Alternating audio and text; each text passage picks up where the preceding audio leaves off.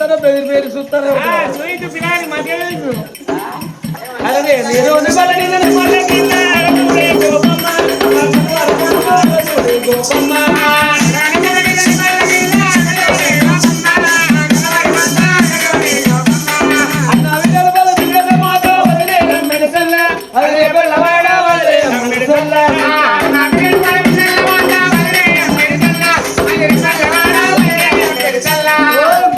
గుడ్లని అప్పలిచ్చి చూస్తాను ఇట్లా